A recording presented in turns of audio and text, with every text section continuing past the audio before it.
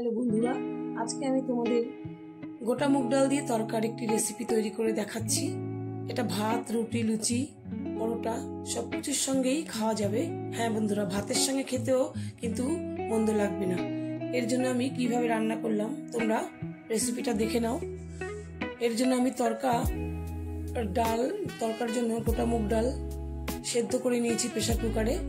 সেদ্ধ করে নরম করে নিয়েছি, 3-4টে স্টিম দিয়ে সেদ্ধ করে নিয়েছি। আর ডালটা আমি আগের দিন রাতে ভিজিয়ে রেখেছিলাম।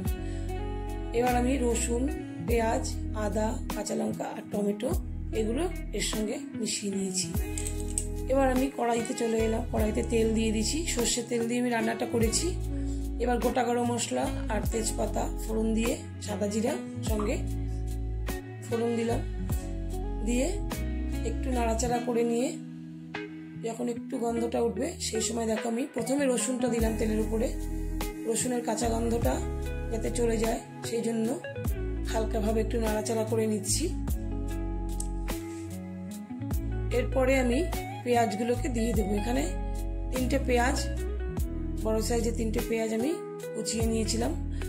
পেঁয়াজটা বন্ধুরা তরকা বানাতে গেলে একটু বেশি দিতে হয়, তাহলে টেস্টটা ভালো হয়। পেঁয়াজটা একটু নাড়াচাড়া করে নরম করে নিলাম।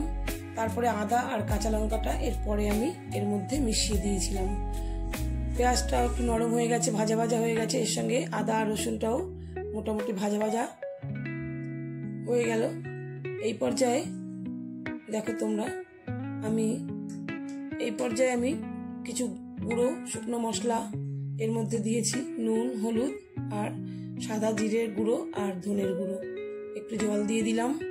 জল দিয়ে নিয়ে খুব ভালোভাবে এটাকে কষিয়ে তেল ছাড়া পর্যন্ত রান্না করে নিব। একটু যখন তেল ছাড়বে নাড়াচাড়া করার পরে সেই সময় আমি এখানে কাশ্মীরি লঙ্কার গুঁড়ো আর কুচনো টমেটো এর মধ্যে দিয়ে দেবো। টমেটোটা দিলে তো জানো কালারটা ভালো হয় আর তার সঙ্গে টেস্ট তো ভালো আসেই।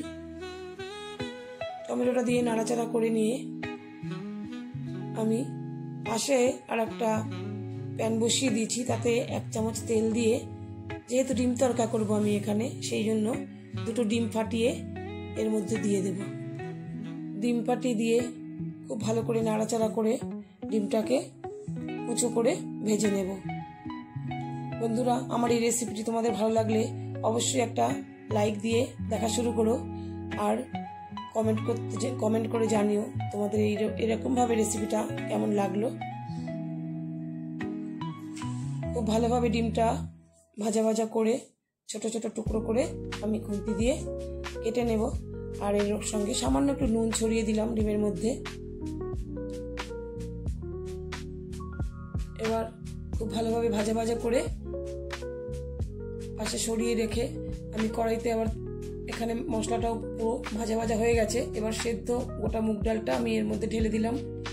ঢেলে দিয়ে খুব ভালোভাবে নাড়াচাড়া করতে থাকলাম। নাড়াচাড়া করে ডালের সঙ্গে মশলাটা খুব ভালোভাবে মিশিয়ে নিলাম। একদম ভালোভাবে মিশে যাওয়ার পর আমি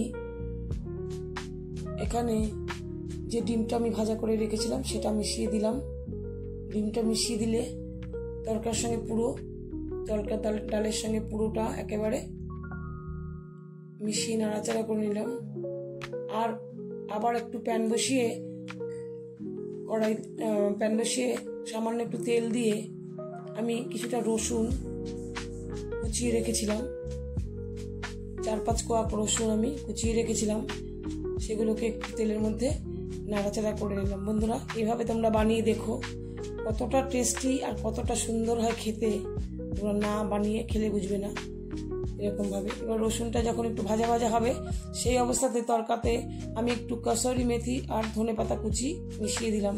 কসুরি মেথি তোমরা না থাকলে না দিতে পারো, কিন্তু থাকলে কিন্তু অবশ্যই তরকাতে কসুরি মেথিটা তোমরা দেবে, কারণ এই মেথি পাতার গন্ধটা খুব সুন্দর লাগে। আর দিলাম ছোট 1 চামচ চিনি। এটা অবশ্যই অপশনাল, তোমরা না চাইলে নাও দিতে পারো, কিন্তু চিনিটা দিলে পরে একটু টেস্টটা, নুন মিষ্টির ব্যালেন্সটা ভালো হয়। আর এদিকে আমি 1 মুঠো কারি পাতা এই রসুনের মধ্যে দিয়ে দিলাম। বন্ধুরা, এখানে আমি তেলের মধ্যে আমি সর্ষেটা ফোড়ন দেব, সেটা আমি প্রথমে দিতে ভুলে গেছি, তাই আমি একটু সর্ষে নিয়ে ওই তেলের মধ্যে দিয়ে দিলাম। সর্ষেটা একটু ফোড়ন দিয়ে ভাজা ভাজা করে নেব। সর্ষেটা একটুখানি ভালো করে ভাজা ভাজা করে নিয়ে রসুনের সাথে খুব ভালোভাবে মিশিয়ে দেব। এদিকে তরকার ডালটাও আমার পুরো মোটামুটি রেডি। আর এদিকে আমি দেখতে পাচ্ছ রসুন আর কারি পাতা দিয়ে সর্ষেটা দিয়ে নাড়াচাড়া করে নিয়েছি। এইরকম ভাবে একটু লালচে হয়ে গেলে একবার এটা দিয়ে তরকা লাগিয়ে দেবো আমি। এত সুন্দর সেন্ট বন্ধুরা, তোমরা এভাবে না খেলে বুঝতে পারবে না যে কতটা টেস্ট হয়েছিল। একবার অবশ্যই এভাবে বাড়িতে বানিয়ে খেয়ে দেখো। সকলেই তো তরকা কম বেশি বানিয়ে খাও, কিন্তু এইভাবে একবার বানিয়ে খেয়ে দেখো, কি অসাধারণ টেস্ট লাগে। এবার আমার তরকা পুরো রেডি। বাড়ির সকলের আর তর সইছিল না, এত সুন্দর গন্ধ বেরিয়েছে। বললাম যে রুটি করি তারপরে খাবে, কিন্তু তারা বাটি নিয়ে বসে গেছে, এক্ষুনি তাদের টেস্ট করতে দিতে হবে। দেখো বন্ধুরা, আমি বাটিতে করে তাদেরকে বেড়ে দিয়ে দিচ্ছি। এতটাই টেস্ট হয়েছিল যে তারা খাওয়ার জন্য একেবারে রেডি।